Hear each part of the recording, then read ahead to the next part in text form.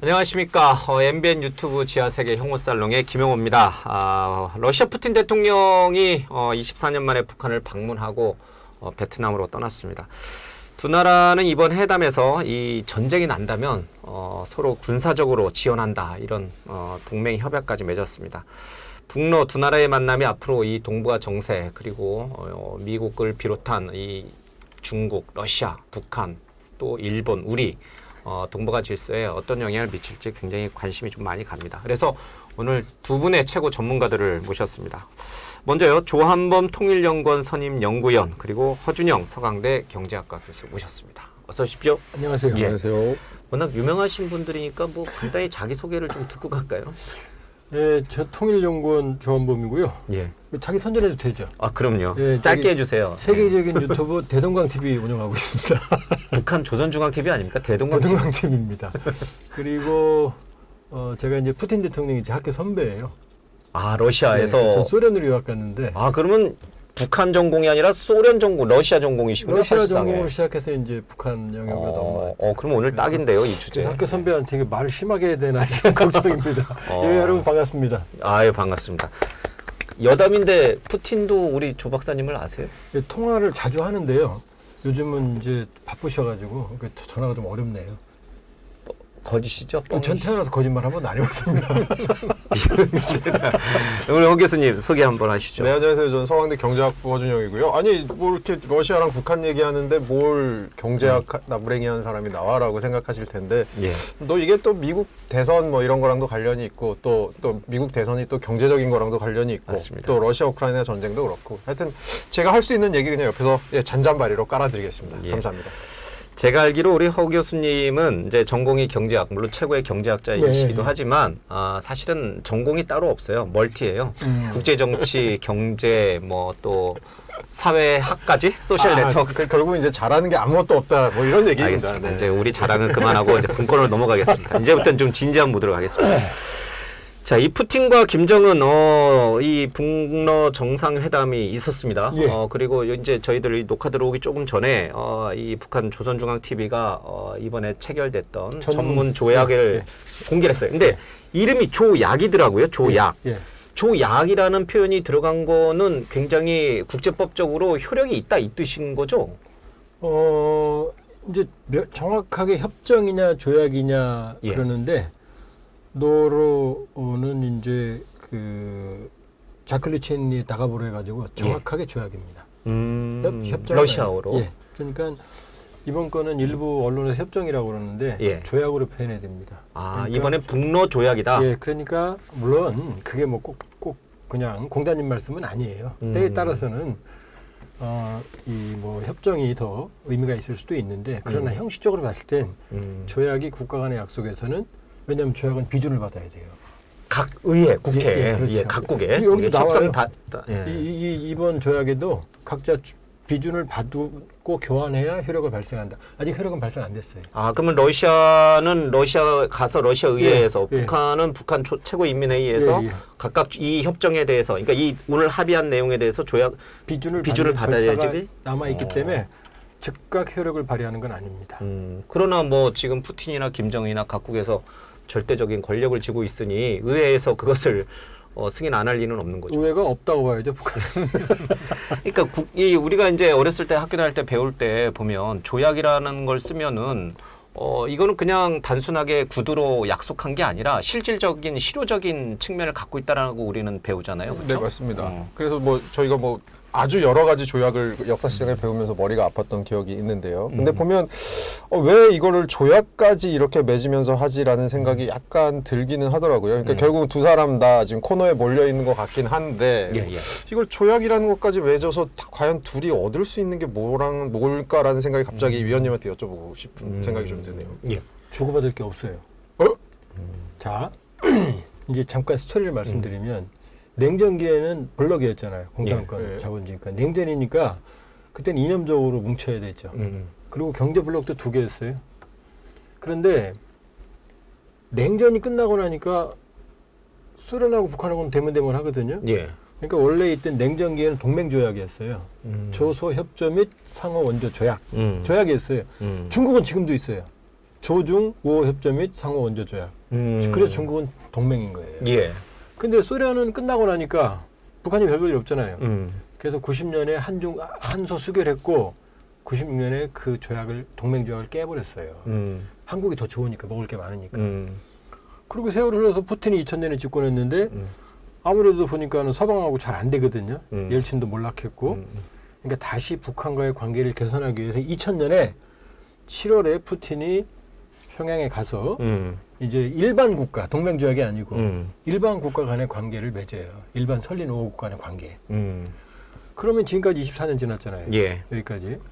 요 시기 동안 북한과 러시아는 교역액이 1억 달러 넘은 적이 없어요. 코로나 있었던 2021년 얼마인지 아세요? 4만 불입니다. 3만 불이면은 뭐 우리 돈으로 해서 뭐 5천만 원? 예. 국가 간의 관계가. 그런데 2022년에 한 러시아는 265억 불이에요. 작년에는 우리 150억 불. 예. 제재 때문에. 북한이 2,800만 불. 우리가 500배가 넘어요. 먹을 게 없잖아요. 근데 이 모든 걸 바꿔놨어요. 뭐가? 우크라이나 전쟁이. 러시아는 고립무원에서 싸우고 있잖아요. 그러니까 러시아 입장에서는 포탄을 줄 나라가 북한밖에 없는 거예요. 그러니까 북한의 전략 가치가 높아졌죠. 이게 모든 사태의 근원입니다. 여기부터 시작을 해야 돼요. 그러니까 이제 러시아가 북한 이번에 김정은 푸틴이 24년 만에 북한을 찾아가서 또 강력한 어떤 뭐랄까 이게 서로가 이렇게 좀 올가맬 수 있는 어쩌면 그런 조약 형태를 맺은 것은 결국은 그렇게 갈 수밖에 없었던 대외적 환경 때문이다. 러시아의 급박한 환경에 여기까지 맞는 거예요. 아니면 러시아가 북한 안 쳐다보죠. 그리고 지금 북한하고 애지중지 껴안고 뭐 아우로스 차도 2대나 주고 그러지만 우크라이나 전쟁 끝나면 그때는 화장실 갔다 온 다음이 됩니다. 그 또 달라져요? 그때는 북한이 줄 게 없잖아요. 러시아한테. 뭐 전쟁이 끝났으니 포탄 줄 것도 아니고. 그리고 포탄도요. 시간만 있으면 러시아가 더 잘 만들어요. 그렇겠죠. 지금은 뭐 워낙 워낙 기술이 더 좋으니까. 그러니까 지금은 사실은 김정은 위원장이 푸틴을 껴안고 있지만 시한부 짝사랑이다. 이번 조약도 자세히 뜯어보면 시한부 짝사랑이라는 게 많이 들어있어요.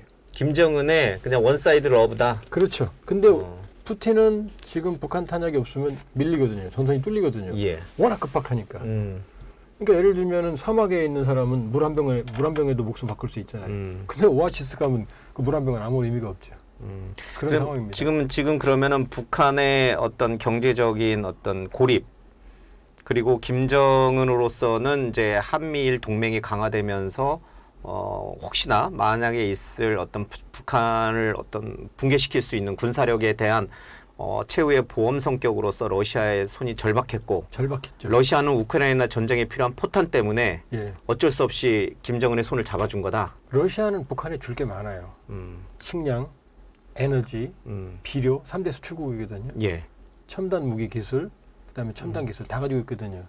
근데 북한이 줄 수 있는 건 구형 포탄, 품질도 안 좋아요. 150mm, 155mm 뭐 그런 얘기. 포함해서 소모적인 포탄들. 반은 또 불량품이라고. 그다음에 노동력. 요거밖에 없어요. 그러면 절대적으로 이 무게추가 워낙 급해서 지금 그런 거지. 지금 이렇게 되는 거죠. 롤스로이스 차가 가는데 기름이 한 방울도 없어요. 마침 옆에 있는 사람 기름 한 통 들고 있어요. 그럼 뭐든 줘야 될 거 아니에요. 근데 주유소 나타나면 아무 의미가 없죠. 필요 없죠. 좀 그 정도 상황이라고 보시면 돼요. 그럼 상황이 또 이제 우크라이나 전쟁이 끝나고 상황이 바뀌게 되면 되게 김정은은 푸틴한테 소위 말해서 팽당할 수도 있다. 이런 상당히 가능성이 높아요.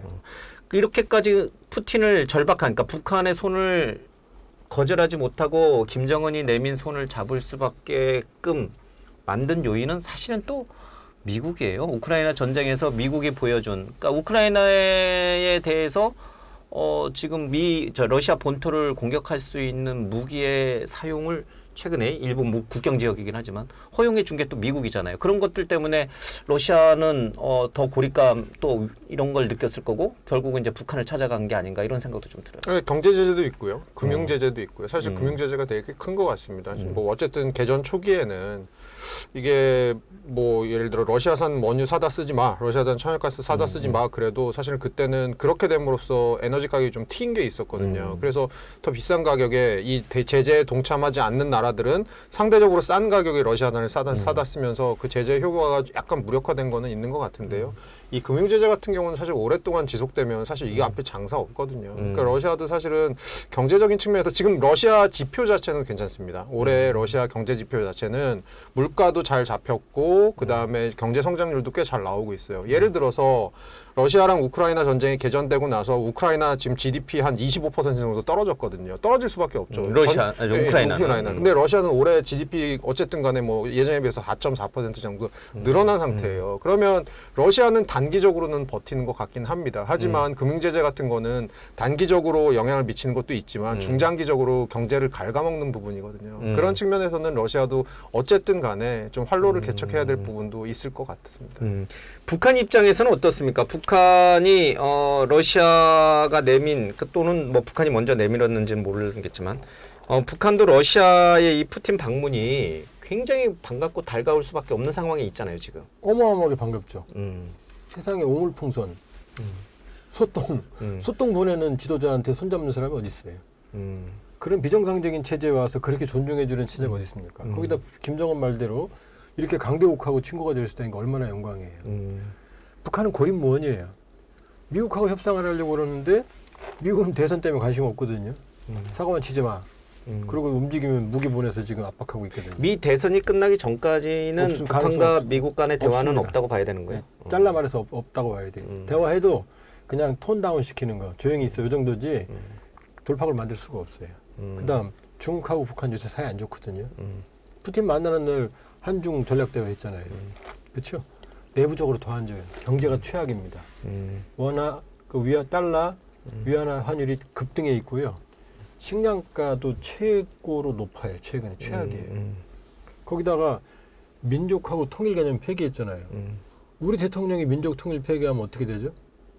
쫓겨나죠. 그럼요. 그건 헌법을 그럼요. 이제 북한 사람들도 북한 인민들도 사람이에요. 수십 년 동안 민족 통일을 지상의 과제로 받아왔는데 어느 날 김정은 말 한마디로 지금 없어.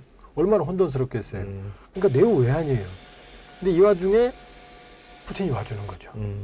그러니까 순환공항에서 혼자 새벽까지 몇 시간 서서 기다리는 거죠. 원래는 최고 존엄이 그렇게까지 야밤에 그쵸? 혼자 이렇게 기다리는 거 모습은 사실 잘 이번에 아주 초라한 모습이 드러났어요. 첫 번째, 새벽에 보통 푸틴이 지각대장이라 그러지만 그렇게 새벽에 기다렸다는 적은 없거든요. 그렇죠. 거기 수없이 많은 사람들 나왔던 다 집에 보냈거든요. 길에 환영인 펴서 다 집에 보냈고 무려 5시간 반 정도 늦게 왔거든요. 밤에. 그 다음에 또 하나 바로 이제 아우르스 차 선물한 거예요. 무슨 애도 아니고 한 번 줬잖아요. 똑같은 거 또 줬잖아요. 그리고 좋아서 해 둘이 타고 다녔잖아요. 무슨 애 얼르는 거잖아요, 사실은. 그러니까 겉으로는 화려한 것 같지만 아주 김정은의 곤궁한 모습. 그 다음에 이 가불관계가 드러난 거다. 절박한 푸틴이 여러 가지 면에서 정치적 레토릭, 정치적 립서비스 이걸 주고 많은 실리를 챙겨간 게 이번이라고 봐야 돼요. 그렇게 북러 관계가 급속도로 이렇게 가까워지는 상황인데도 미국은 사실 자기네 그 선거가 지금 코앞이라 별 큰 관심은 안 보이는 것 같아요. 물론 이제 굉장히 우려 섞인 논평들도 좀 나오긴 했는데 이번 이제 회담을 바라보면서. 네, 우리 위원님 말씀처럼 사실 관리만 잘 되면 되는 거고요. 사실은 제가 뭐 정치학 전공은 아니지만 보면 민주당이랑 공화당이랑 특히 트럼프의 공화당은 조금 더 다른 것 같고요. 근데 조금 북한을 대하는 태도가 저는 다르다고 생각을 많이 하는데 그중에 이제 사실은 민주당은 조금 깨놓고 얘기해 보면 뭐 전략적 인내라는 표현을 오바마 정부에서 썼었고 바이든 정부에서는 잘 조정된 실용적 접근이라는 표현을 쓰고 있는데 사실은 그냥 한마디로 별 신경 안 쓰는 것 같거든요. 약간 방기하는 것 같은 느낌은 저는 좀 들고요.